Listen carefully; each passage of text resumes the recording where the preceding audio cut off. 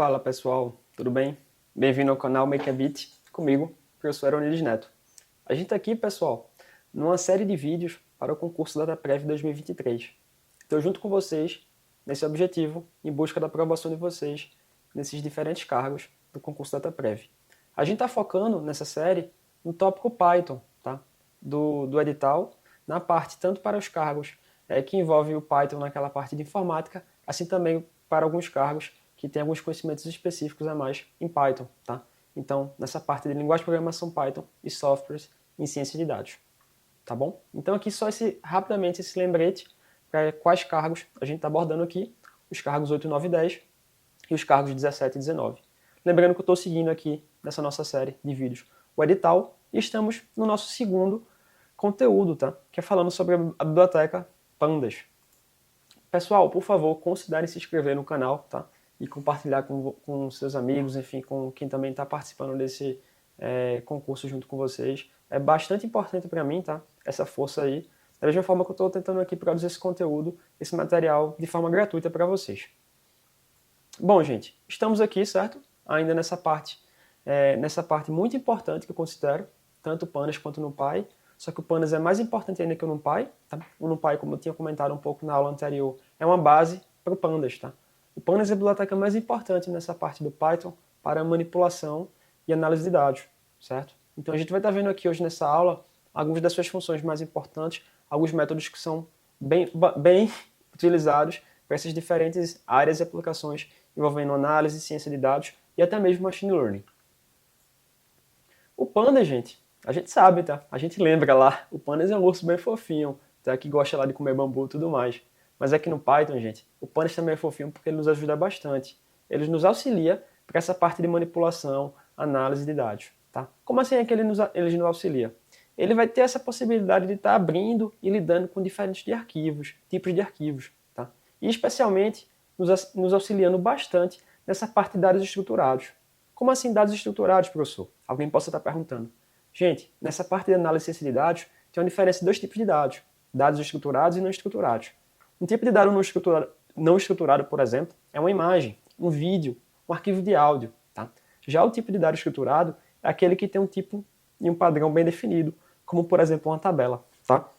Então, alguns tipos de arquivos de dados estruturados diferentes que a gente pode pensar logo diretamente nos arquivos do Excel, certo? Então, seria aqueles arquivos XLS e também XLSX, além do arquivo .csv, que é aquele arquivo separado por vírgulas ou até mesmo separados por ponto e vírgula. Além disso, o Pandas, tá, gente, tem essa possibilidade de estar abrindo arquivos HTML, XML e JSON. É uma ferramenta bastante completa, tá? E bastante útil nessa área de análise de dados. Como a gente pode ver, eu trago aqui agora nessa figura uma comparação, certo? Entre essas duas bibliotecas, esses dois elementos que a gente pode falar assim, do uso do Python nesse processo de análise de dados. Tá? O NumPy, gente, como a gente viu naquela nossa primeira aula, tá? Estou colocando aqui o link para quem não conseguiu acompanhar naquela primeira aula. Ele é utilizado para aquele processo de cálculos matemáticos, tá? E está auxiliando esse processo, por ter um poder computacional mais rápido do que aquelas estruturas padrões do Python, feito, por exemplo, listas, certo? A gente viu isso nessa última aula. O Pandas agora, gente, tem algumas propriedades a mais, ou seja, ele está começando a organizar esse tipo de dado, esse tipo de estrutura de dado, e está armazenando e possibilitando que a gente possa estar manipulando, tá bom? Essa é uma diferença importante. E se a gente for ver, quando a gente começa a estruturar um tipo de dado do Pandas, que a gente está chamando, o tipo de dado principal do Pandas é o data frame, a gente vai estar vendo aqui já já, é a possibilidade de a gente poder estar lendo apenas uma linha ou uma coluna de um data frame, tá? Você também pode estar entendendo um data frame como uma tabela, ok? E aí, eu trago também essa outra figura, que eu acho que ela também nos auxilia no seguinte aspecto. A gente pode estar vendo aqui cada coluna de um data frame, tá? Com um tipo de dado diferente. Nesse nosso caso aqui, por exemplo, a gente tem 4 linhas. Se vocês forem ver, a gente tem índices começando em 0, 0, 1, 2 e 3. A gente vai estar chamando isso aqui do índice, certo? Ou index do data frame. Assim como também aqueles elementos aqui que a gente vai chamando de colunas, que nesse caso aqui são as maçãs e as laranjas, tá? Que no nosso caso aqui desse data frame está em seu nome na língua inglesa, Perfeito? Só que tem um detalhe aqui bem interessante, gente, é que se você retorna apenas uma dessas duas colunas do DataFrame, esse tipo, tá, de dado que vai ser retornado é o que a gente chama de uma série. Tá? Essa série, gente, é um tipo de estrutura do Pandas. Ou seja, o DataFrame é um conjunto de séries. E essa série é um novo tipo? Alguém pode estar perguntando. Não, essa série nada mais é do que um NumPy Array. Por isso que a gente vê anteriormente NumPy, para depois estar falando um pouco aqui do DataFrame. Perfeito, gente? Sacou? Esse é o processo natural aqui nessa parte de análise de dados. Por isso que a gente fala um pouco antes da biblioteca NumPy, para posteriormente estar falando do Pandas e, consequentemente, do seu DataFrame. Tudo bem, eu prometi aqui mostrar para vocês que o Pandas é fofinho também no Python, correto? Igual o ursinho lá, que só faz comer bambu. Exatamente. Vou mostrar aqui para vocês, gente, que a gente pode começar a estar criando essa estrutura de dado do DataFrame de 3 tipos diferentes. A gente pode estar criando ela a partir do dicionário, aqui, tá? Vou estar mostrando depois aqui no Colab para vocês, ainda aqui nessa aula. A gente pode estar criando a partir de uma lista também do Python. Lembrando, tá, gente, que dicionário, lista, são tipos de estrutura de dados no Python, tá? Eu falo um pouco disso na aula anterior do NumPy, certo? E possivelmente posso estar fazendo depois uma aula específica disso. Se vocês quiserem, por favor, comente aí, tá, no vídeo, que eu posso estar fazendo esse material. Além disso, a terceira opção para a gente poder também estar lendo um DataFrame, que é a estrutura de dados do Pandas, é a partir de um arquivo .csv ou .xlsx, por exemplo. Então, nesse caso aqui, tá, eu estou lendo um arquivo lá que já vem quando a gente está rodando o Google Colab.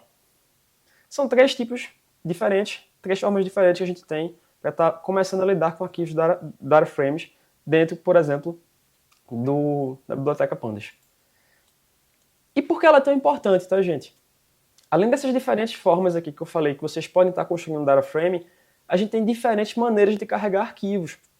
Lembrando, carregar um arquivo com Pandas significa estar gerando DataFrame, tá? Por favor, entenda isso como um sinônimo, tá? Como a mesma coisa. Então, a gente pode estar utilizando esses métodos importantes aí. A partir de agora aqui nessa aula, eu vou tentar trazer algum resumo rápido, tá? O notebook do Colab vai estar auxiliando vocês dos métodos mais importantes do Pandas. Falando desses métodos, gente, aumenta consequentemente essa incidência, essa chance disso cair, por exemplo, para vocês no concurso DataPrev, tá? Então, esse é o meu objetivo aqui na aula com vocês. Esses métodos importantes nessa parte aqui de operações com os arquivos são os métodos readCSV, readExcel, tá? Que o readCSV ele vai ler o arquivo .csv. O do Excel é a mesma coisa, um arquivo .xls ou xlsx, tá? O readSQL ele vai fazer uma consulta de um banco de dados do SQL, tá? Enfim, um arquivo de um banco, beleza? A mesma coisa, eu posso estar usando alguns métodos, perdão, para estar salvando um arquivo. Ou seja, é o processo contrário. E tem um DataFrame, e do DataFrame eu quero criar um .csv, tá? Que é justamente esse penúltimo aqui, df.toCSV. Beleza? Além disso, eu falei, a biblioteca é bem legal, ela é bem fofinha com a gente. Por quê? Ela nos permite também fazer um processo de limpeza de dados, tá? Então tem outro método aqui bem importante, que é o dropNA, tá? Esse método, gente, do Pandas, ele permite, por exemplo, que se eu tiver um DataFrame feito esse que está ilustrado aí na figura, tá? A gente pode ter algum valor ausente. Isso é bastante comum nessa parte de análise e ciência de dados, tá, gente? Quando a gente está lidando com algum arquivo, em alguma linha, alguma coluna, a gente não tem esse arquivo, tá? Uma posição de uma célula. Isso aí está faltante. E quando isso acontece, a gente tem uma representação no DataFrame com algo chamado none. O que é esse none? Esse none, gente, é a abreviação de not a number, ou seja, é um elemento que não é um número, tá? É importante eu falar aqui para vocês que não necessariamente todos os elementos no DataFrame têm que ser números, tá? Pode ser uma string, pode ser um texto, pode também ser outra coisa, tá? Isso é importante porque eu digo, beleza? Então, como vocês podem ver aqui, na medida que eu passe esse arquivo, esse método, por exemplo, o nome do DataFrame, que a gente geralmente chama de df, .dropNA, eu posso estar colocando um argumento, tá? Que é essa opção para esse axis, que seja 0 ou 1. Na medida que eu estiver alterando isso, colocando 0 ou 1, eu vou estar, no caso, removendo, tá? A coluna. Então, por exemplo, a coluna não, perdão, o not a number, tá? Então, se eu colocar 0, eu vou estar removendo as colunas que possuem o arquivo faltante. Então, no meu caso aqui, se eu colocasse 0 como argumento, a gente teria um DataFrame resultante apenas com as colunas A, C e D, tá? Porém, se eu colocar no argumento dropNA 1, a gente vai estar removendo as linhas que contêm dados faltantes. E no nosso caso, a gente teria um data frame resultante apenas com as linhas 1, 2 e 3, tá? Já já a gente pode fazer esse teste aqui no Colab e eu mostrar isso para vocês. Além disso, a gente tem outras possibilidades, tá? Não só apenas dessa parte de manipulação, de estar lendo arquivos ou gerando arquivos a partir de data frames, a gente também pode estar fazendo um processo de filtragem. Ou seja, eu li um arquivo com a biblioteca Pandas e agora talvez eu queira, por exemplo, eu tenho aqui as instruções, enfim, os registros de algumas pessoas. Só que eu quero só apenas listar as pessoas que são da idade de 21 anos. Então, nesse nosso exemplo aqui que está ilustrado, eu posso, por exemplo, pegar aqui, me retorno desse nosso data frame, que está aqui representado como data frame emp_df, tá? Apenas os registros que possuem a pessoa aí registrada com 21 anos. Então, eu posso fazer essa atribuição aqui, tá? Que está aqui dentro desses colchetes, emp_df, tá? Eu abro o colchete, aspas simples, tá? Age, fecha aspas ali, fecha colchete, igual a 21. E aí eu posso estar utilizando alguns desses métodos aqui, tá, gente? Eu peço que vocês venham depois aí com calma, mas esses métodos aqui são os métodos utilizados para fazer esse processo de filtragem de dados. Quando a gente estiver falando de filtragem de dados, gente, vão ser as operações maior que, menor que, tá? Alguma condição, certo? Ou também a questão de dados nulos, certo? Isso é bem importante, porque assim, tem várias possibilidades. É igual quando a gente está aprendendo um pouco a parte de lógica de programação, que tem essa questão de maior que, menor que, diferente, tá? Então essa mesma possibilidade, essas mesmas operações lógicas são permitidas aqui dentro do data frame para esse processo de filtragem. Outra parte interessante dessa questão do data frame é essa possibilidade de seleção e indexação dos dados, tá? Então, por exemplo, eu posso talvez apenas querer uma coluna do meu data frame.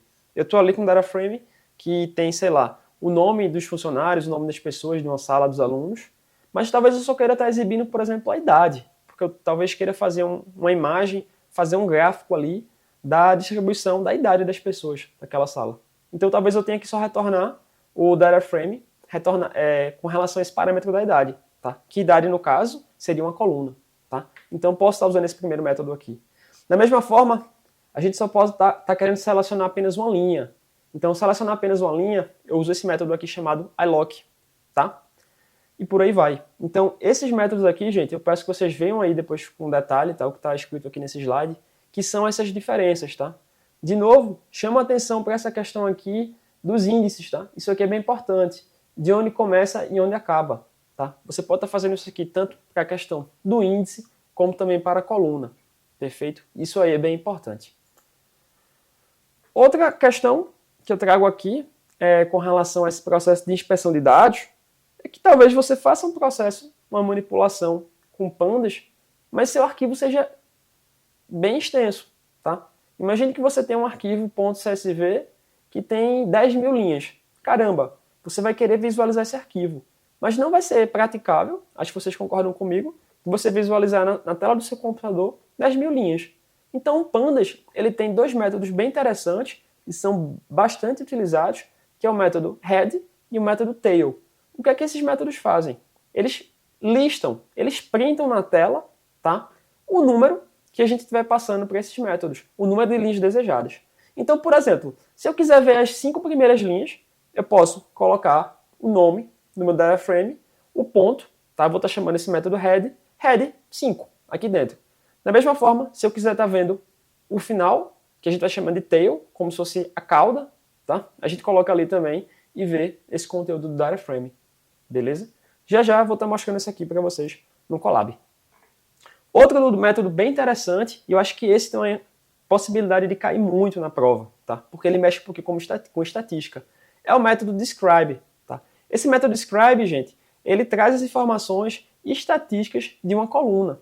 Então, ele traz ali, por exemplo, count, quantas observações foram vistas naquela coluna, ele traz a média, ele traz o desvio padrão, ele traz o valor mínimo, o valor máximo e também as informações dos quartis, tá? Como vocês podem estar vendo ali, equivalente, por exemplo, àquele gráfico lá de estatística em um box plot, tá? Então esse método describe, ele é bem interessante e poderoso e, consequentemente, também acho que pode estar caindo em prova, tá? Fica aí, atenção, essa dica que eu dou para vocês. Algo que eu acho bem interessante, que é factível que vocês possam estar fazendo, se vocês tiverem 10 minutos, como o próprio guia diz, tá? O Pandas, nesse link que está aparecendo aí na tela, ele tem um guia Pandas em 10 minutos, beleza? Então, é um link aí bem interessante. Eu acho que vale a pena vocês estarem dando uma olhada, tá? Que traz algumas funções, enfim, algumas, como eu posso falar assim, alguns métodos que são bem interessantes do Pandas, tá? Eu trouxe aqui na aula talvez os que sejam mais os que sejam importantes, mais importantes. Mas eu recomendo, se vocês tiverem tempo, que vocês possam estar dando uma lida, de maneira geral, nas possibilidades que o Pandas oferece. Beleza? Como eu prometi para vocês, eu trago aqui, tá, o material do Colab. Tá? Então, a gente pode estar trazendo aqui um Colab. Eu mostrei isso para vocês na aula passada, certo? A gente traz aqui agora nesse Colab, na nossa última aula a gente teve um Colab para o NumPy, tá? Dessa forma aqui eu também trago um Colab para o Pandas. E aqui, logo no início do Colab, como eu falei para vocês, tem um resuminho bem legal, o que eu estava mostrando um pouco aqui nos slides, e o que eu peço que vocês vejam depois, tá? Na aula. O link para esse Colab vai estar aqui na descrição do vídeo, tá? Eu peço que vocês vejam, e qualquer dúvida, por favor, me mandem e-mail, tá? Lembrando que meu e-mail tem logo no início da aula, tá? Assim também como o slide disponível. Então, gente, o que é que eu faço? Para poder estar mexendo no Pandas, eu começo importando, lembrando que isso aqui é o Colab, é o jeito mais fácil de estar rodando Python no computador, tá? Você não precisa estar instalando Python em sua máquina, isso aqui é uma máquina virtual do Google, tá? Se você tem um e-mail do Gmail, você tem acesso ao Colab no Google Drive, tá? Essa primeira parte que eu fiz aqui, gente, eu fiz apenas importar tanto a biblioteca Pandas quanto a biblioteca NumPy, tá? Vou mostrar aqui rapidamente para vocês algumas possibilidades de estar fazendo esses data frames, de estar criando ele, certo? Esse processo de criação. Então aqui, ó, eu tenho um dicionário, tá? Esse dicionário data. Note que esse dicionário tem alguns conteúdos diferentes. A gente tem ali nome, tá certo? Então tem nome de algumas pessoas. Alice, Bruno, Carlos, Davi, tá? As idades dessas pessoas e talvez as respectivas cidades que essas pessoas moram, beleza? E aí, ó, eu fiz o quê? Eu fiz essa criação do data frame, tá? Então, eu posso estar chegando aqui, e se a gente for ver aqui, ó, data é um tipo de dicionário, como é que eu posso estar checando isso? Eu posso estar chegando aqui, ó, e digitar type data, certo? Quando eu faço esse processo aqui, a gente vai ver, ó, o Python vai retornar para mim, dict, ou seja, é um dicionário. E aí, posteriormente, tem essa linhazinha aqui, ó, que a gente chama df, geralmente a gente vai estar chamando no data frame do Pandas de df, é uma sigla, tá? De data frame. E aí, eu fiz isso aqui, eu construí o data frame a partir de data. Se a gente for checar, a gente vai ver ali, ó, type df, ele diz, é um data frame, tá? E aí eu queria mostrar aqui rapidamente, já que a gente está aqui com o Python rodando, a gente pode estar mostrando algumas desses métodos que eu comecei a mostrar para vocês, beleza? Então, por exemplo, se a gente chegar aqui, ó, df, eu posso rodar esse método df.columns. O que é que isso faz? Isso retorna para a gente, pessoal, as colunas desse data frame. Observem que a gente tem lá nesse nosso data frame nome, idade e cidade, certo? Então a gente tem esse conteúdo. Esse método columns, ele nos retorna, por exemplo, as colunas. Se eu quiser saber o tamanho desse data frame, eu posso também estar utilizando o método shape, tá? Então é um método bem interessante e ele retorna ali para a gente 4, 3. Se eu quiser, eu posso, por exemplo, estar retornando esse resultado em torno de duas variáveis ali, ó. Posso colocar S1, S2 igual a data frame shape, tá? Isso aí também é bem interessante. Se eu printar S1 vai ser 4, S2 consequentemente 3. Beleza? Da mesma forma eu disse para vocês, eu posso estar agora pegando apenas uma única coluna, tá? Coluna. Então eu chego aqui, por exemplo, ó, e digo, ó, me retorna o nome das pessoas que tem nesse data frame. Eu coloquei aqui df, abre, colchete, aspas simples, nome, aspas simples, fecha colchete, e eu consegui retornar. Então, ó, nomes, poderia definir uma variável aqui, certo? Vai ser df nome. E se a gente colocar aqui, ó, type nomes, se vocês forem ver, a gente vai ter ali agora uma série, tá? Eu disse para vocês na aula, lembra? Eu disse, gente, cada coluna ali, certo? Ou linha de um data frame possa ser entendida como uma série. Só que nesse nosso caso aqui, se a gente for ver, vai ser uma série de strings, tá? Então, se eu chegar aqui, por exemplo, aqui, ó, nomes 1, o que é que vai acontecer?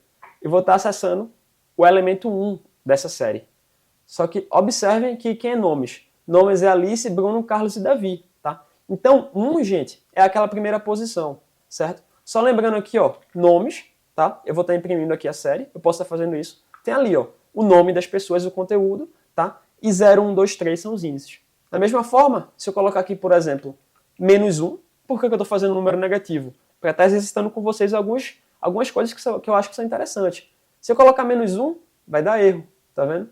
Isso aqui não foi tão interessante, né? Não estou utilizando o método iLock, tá, Aaron? Eu esqueci desse detalhe. Mas se eu colocar aqui, por exemplo, 3, o que vai acontecer? Vai aparecer o nome de Davi, tá vendo? Tem esse detalhe. O que eu queria estar exercitando com vocês ali, que eu coloquei esse -1, seria o seguinte, ó. Se eu chegar aqui, por exemplo, df, certo? iLock, -1, o que é que eu espero que aconteça? Certo? Ele vai me dizer Davi, tá? iLock, de novo, é outro método utilizado nessa biblioteca Pandas que eu disse a vocês, que você pega os índices, tá? Então, lembrando, ó, df, quem é df, gente? df é nosso data frame, tá? Eu vou estar imprimindo ele aqui para que vocês vejam.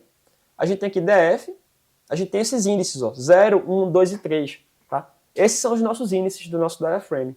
E eu coloquei aqui uma atribuição desse método iLock, que eu disse -1, ou seja, eu quero, quando eu faço -1, a gente pega o último elemento, tá, desse data frame. Só que o último elemento, a gente começa com 0, é Davi, que está na posição 3. Então notem que ele retornou ali Davi, e ele retornou as informações ali dele, tá? Da mesma forma, eu poderia chegar ali, por exemplo, tá, 3, eu posso chegar aqui, por exemplo, se eu quiser outra coluna, tá? Eu tinha mostrado isso para vocês com relação a nome, mas eu coloco aqui cidade, novamente, eu estou pegando apenas uma coluna, eu vejo ali o nome ali das pessoas, tá?